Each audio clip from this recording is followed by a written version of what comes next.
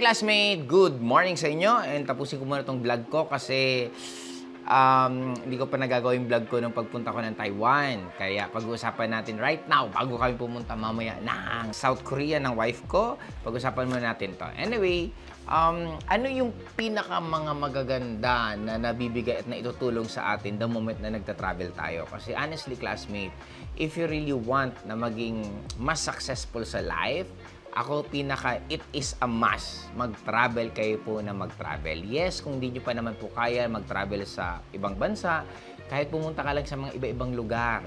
Hindi naman kailangan kung taga-probinsya ka, kahit pumunta ka simulan mo, hindi naman kailangan sa Manila agad eh. Simulan mo lang kahit sa mga hotel, sa mga tourist spot, sa mga iba't ibang di mo napupuntahan na lugar, enough na yon. Napaka-importante na yun na maganda ng panimula yun. Anyway, pag-usapan natin right now, classmate, is 8 tips. Ano ang pwedeng maitulong po sa inyo the moment na nagta-travel po kayo? Sa akin, classmates, sa number 1 is broaden your horizon. Ibig sabihin, ang napakaganda po nito the moment na nagta-travel kayo, syempre, mas marami po kayong mga nakikita ng mga iba't ibang tanawin at ibang-ibang achievement na parang mas nag-open up ng mind mo na, meron pa palang ganito.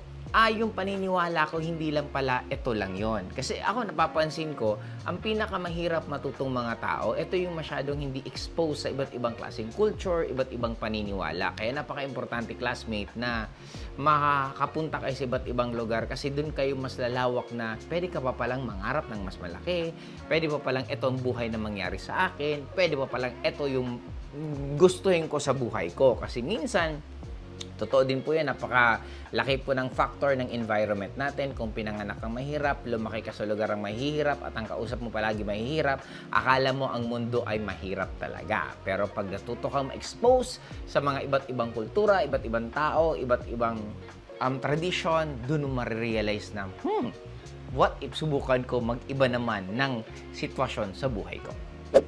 Ito sa number 2 is build empathy.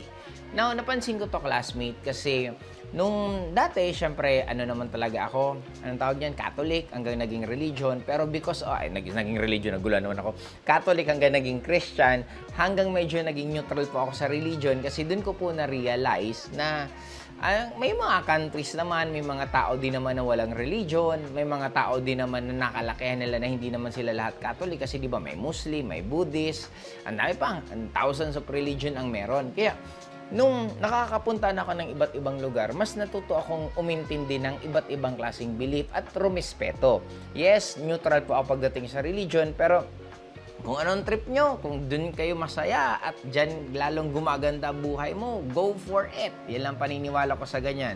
I'm not here to control you and to manipulate kung ano man ang paniniwala mo. Basta isa sa natutunan ko sa pagta-travel is mas natutunan kong irespeto yung paniniwala ng bawat isa. Kung trip mo yan, I respect it and respetuhin mo rin naman syempre yung paniniwala ko. Sabi ko nga palagi, parang ang religion is parang pagsusuot yan ng underwear.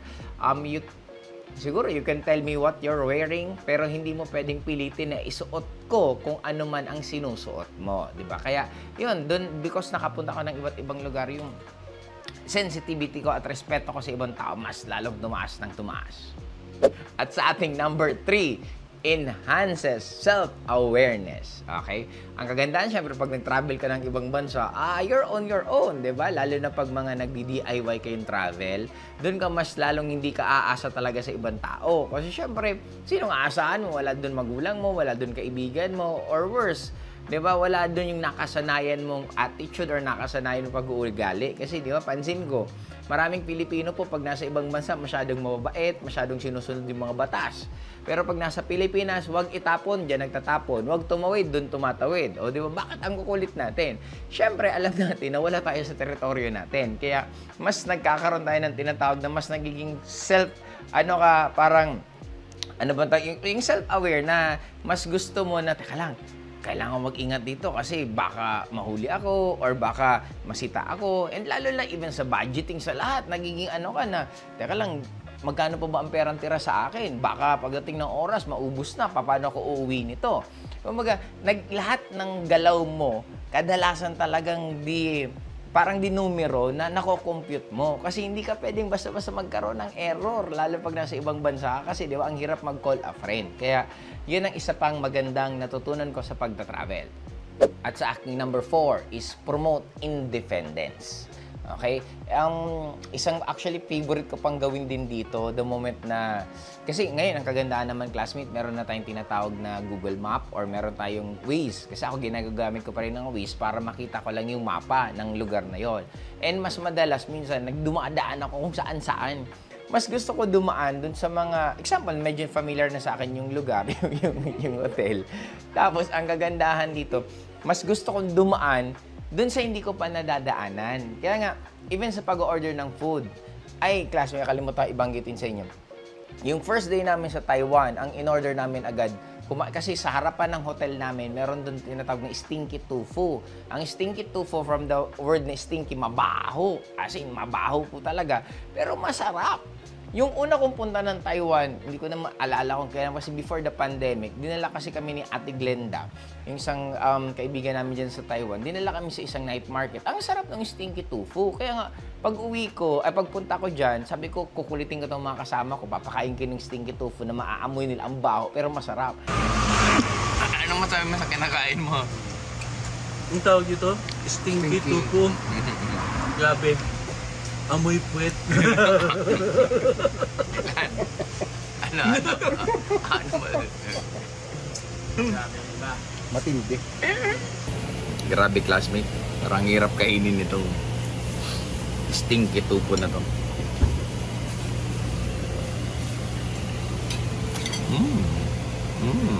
Sabi nga.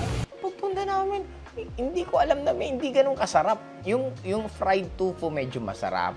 Pero yung steamed stinky tofu, grabe may aftertaste talaga. Pero kinain pa rin naman namin kasi hindi naman magiging magandang experiences mo kung puro na lang masasarap ang nararanasan mo, di ba?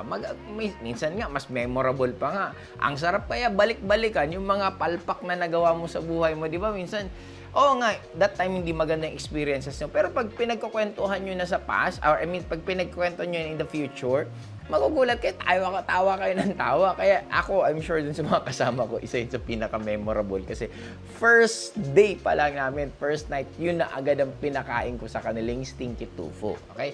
But anyway, yun nga sinasabi ko, yung napopromote din lalo ang independence. Kasi syempre, katulad nga ng nasabi ko sa self-awareness, mag-isa ka lang po.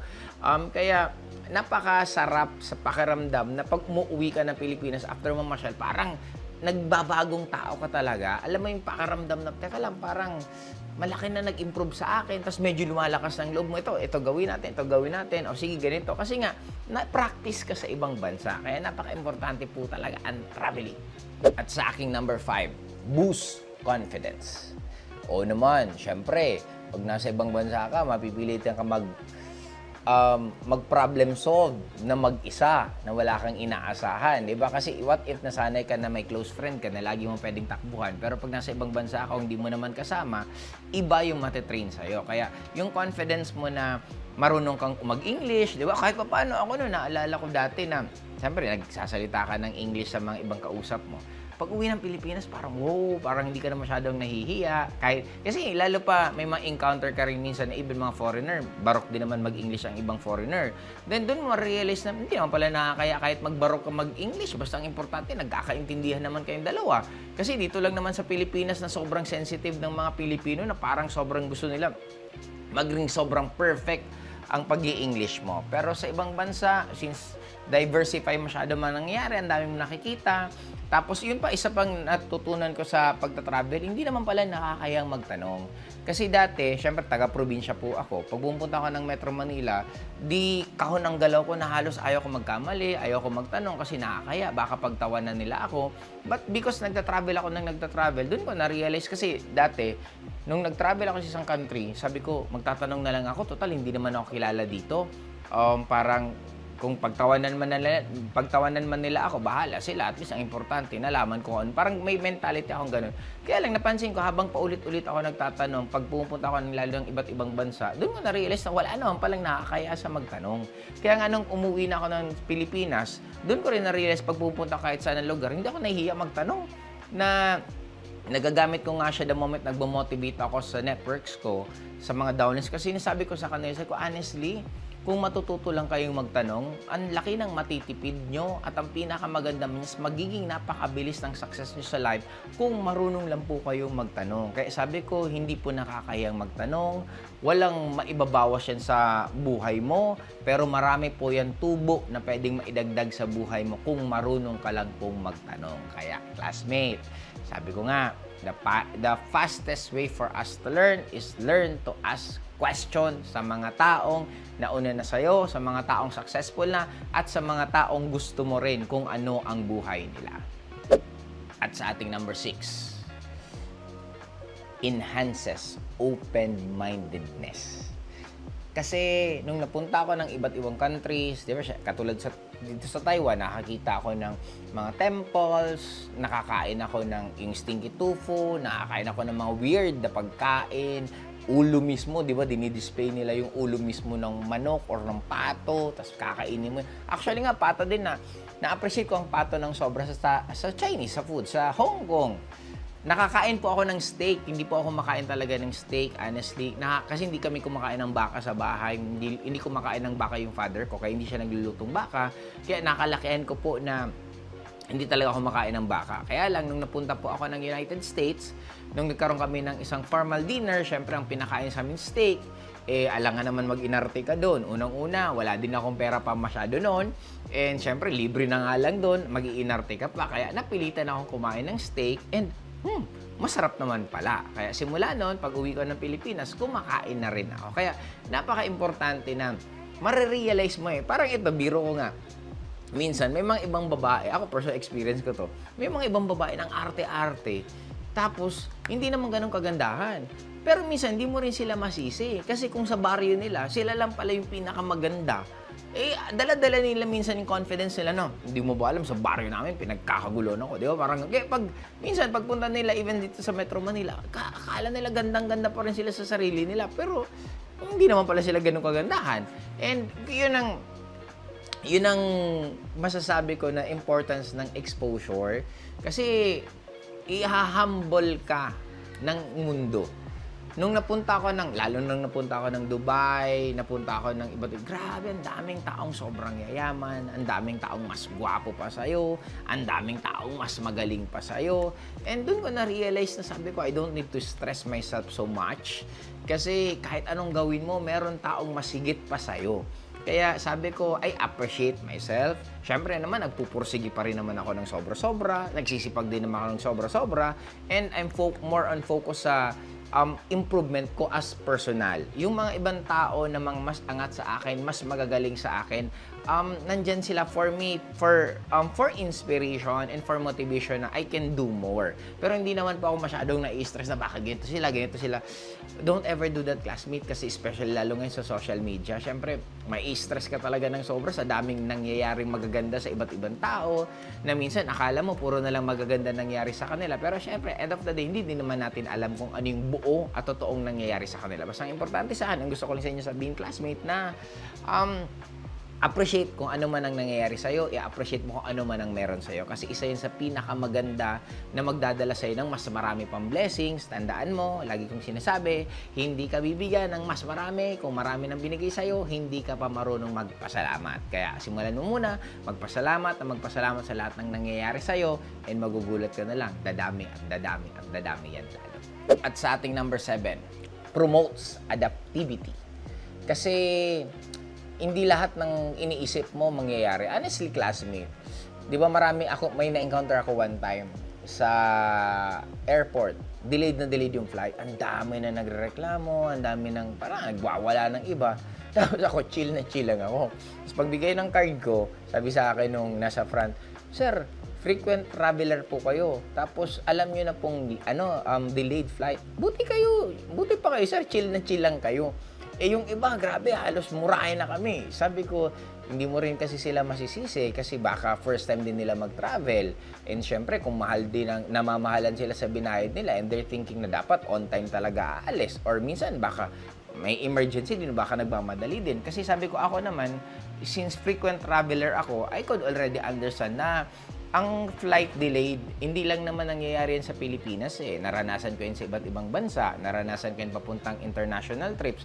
Naranasan ko rin sa iba't ibang klaseng airport na hindi lang naman sa atin. Kaya doon ko na medyo mas nagiging lenient na ako na, okay lang, normal lang yan. Alam mo ba din, classmate, traffic. Di ba lagi natin sinasabi, worse ang traffic sa Metro Manila, sa Pilipinas. Pero actually, ang dami rin naman traffic sa iba't ibang bansa. Lalo na minsan pag sales.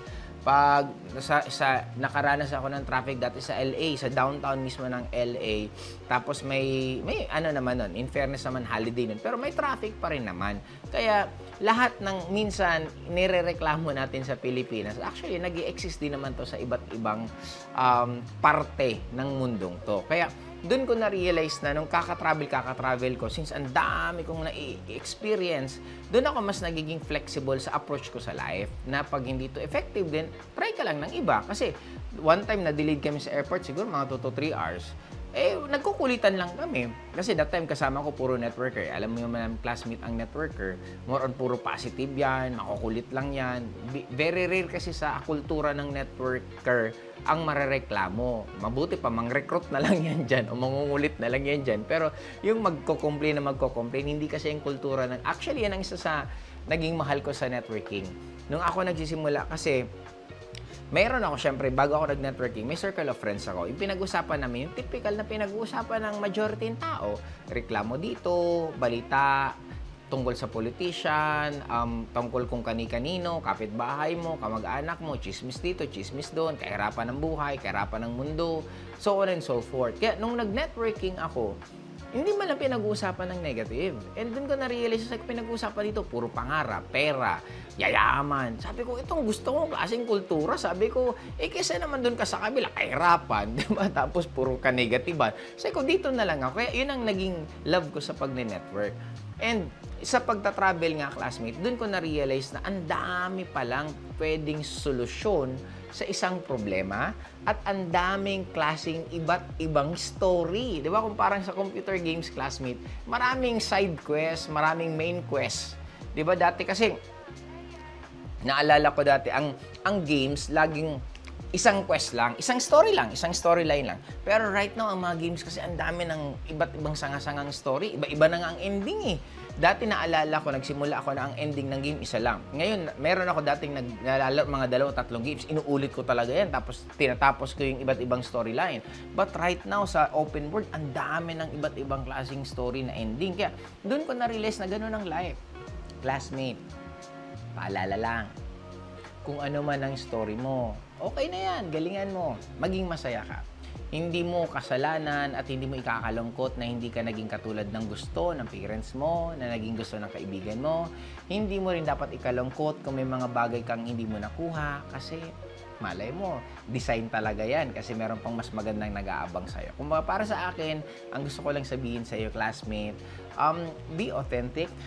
Learn to love your own story kasi lahat tayo may kanya-kanyang story sa mundong to. Hindi pare-pareho ang story. Hindi pwedeng si Efren Bata magiging Michael Jordan. Hindi pwedeng si Michael Jordan magiging Floyd Mayweather. Hindi pwedeng si Floyd Mayweather magiging Shaquille O'Neal, so on and so forth. And that's life. You have your own name, you have your own fingerprint, you have your own story. Smile, maging masaya ka kung ano man pinagdadaanan mo kasi it meant to happen. At ang pinaka-importante dyan, may lesson na tinuturo kung ano man pinagdadaanan mo at darating ang time. Yan ang mga pinagdadaanan mo yan. Papasalamatan mo yan kasi yan ang nagpatibay sa'yo ng sobra-sobra. At sa ating number 8 sa pagtatapos natin, it inspire creativity. Yes, kasi nung napunta ako ng Dubai, grabe, sabi ko, etong klaseng lifestyle gusto ko, ganitong klaseng utak. Kasi ang Dubai, kung malagi akong tinatanong ano yung mga countries gusto ko, actually naguguluhan din ako minsan kasi iba't ibang experiences eh. Pero right now, kung meron man akong gustong sabihin, siguro Dubai kasi silang pinaka-latest and ang pinakamaganda sa kanila, yung ugali ko rin eh. They always want to become number 1. Kaya nagpapatayo sila lahat ng mga out of this world. Katulad ng Burj Al Arab, I think it's 7 star or 8 stars kung tama pa pagkakaalala ko. Meron silang pinapatayong building na tallest building in the... Meron na silang tallest building, yung Burj Khalifa. Pero ngayon may tinatayo ang alam ko sa isang country na mas mataas pa sa Burj Khalifa. Kaya ang ginawa naman nila, may tinatayo sila ngayon na mas mataas pa dun. Dun pa lang sa tinatayo pala na building na hindi natapos. O di ba ganun sila kalilikot utak nila.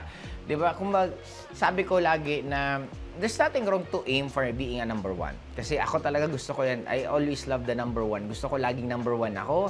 But sometimes I also fail. But I fail happy. Masaya. Oo, totoo na umiyak din ako, nasaktan din ako. Pero after that, motivated na ako lalong magsipag na I always understand na yung mga failures natin, hindi naman siya permanente. It is just a reminder for you na meron ka pang dapat lalong i-improve sa buhay mo. Kaya sa aking classmate, ang pagta-travel po, mag-spend kayo ng time sa mga kabataan kung meron man pong aabutin. Kasi kadalasan po ng mga nakakapanood sa akin, medyo mga 18 pataas. Kung may mga younger, tip ko po sa inyo, tigilan nyo na po mag-milk tea, tigilan nyo magkape-kape ng Starbucks. Kung hindi ka pa naman kumikita ng sobra, magkape ka na lang sa 7-Eleven or magbaong ka na lang. Pare-pareho lang naman tama niyan, di ba? Ang dulo sa aking classmate, alam mo ba classmate, ang travel mura. Katulad noon, one time na, yung during the pandemic, after the pandemic, nagkaroon ako ng Bora trip. Ang budget ko lang doon, yung technically, 3 days, 2 nights, murang-mura na ko kasi Unitin is nasa almost 7,000, 8,000 lang per person.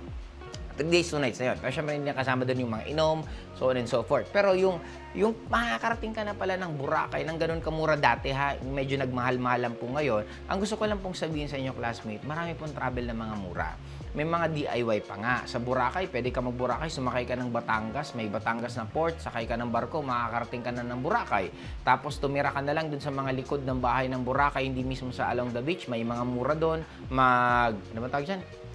Mag-Airbnb ka, pwede na yon. Ang pagkain naman sa Boracay, sobrang mura din. Kaya, mas maganda kaysa gumagastos po kayo sa mga para sa akin na hindi masyadong practical na mga bagay-bagay. O ganyan, classmate baka bigla, bakit ako nag-Starbucks sa classmate naman? Kahit pa paano medyo, okay din naman kinikita ko. Kaya, huwag mo na akong balikan na ganyan. No? Ang point ko, ikaw ang pinag-uusapan natin. Kaya kung hindi ka pa naman ganun kalaki kinikita mo, di matuto ko mag-budget ng maayos. Kasi para sa akin, i-spend mo yan sa travel. Ang travel, ang isang beses ang gastos mo, pero lifetime ang tubo mo. Ako na magsasabi sa'yo, hindi mo pagsisiyan pag nag-travel ka na nag-travel. Kaya, paano niyang classmate ha? Assignment ko sa'yo, make it sure every year, meron kang local travel at meron kang international travel. And syempre, pag nasimulan mo na yan, huwag ka naman mahiyang mag-comment at sabihin mo kung paano kita na-push na mag-travel ka. At ang pinaka-importante, syempre, di ba? Na at least ma-inspire kayo sa mga ginagawa kong mga travel vlog din para at least magkaroon ka muna ng idea ano yung mga gagawin mo para pagdating naman ng oras, ikaw naman ang gagawa ng sarili mong script at sarili mong pasyal. Fedox, kaya dito naman tayo, classmate. Bye.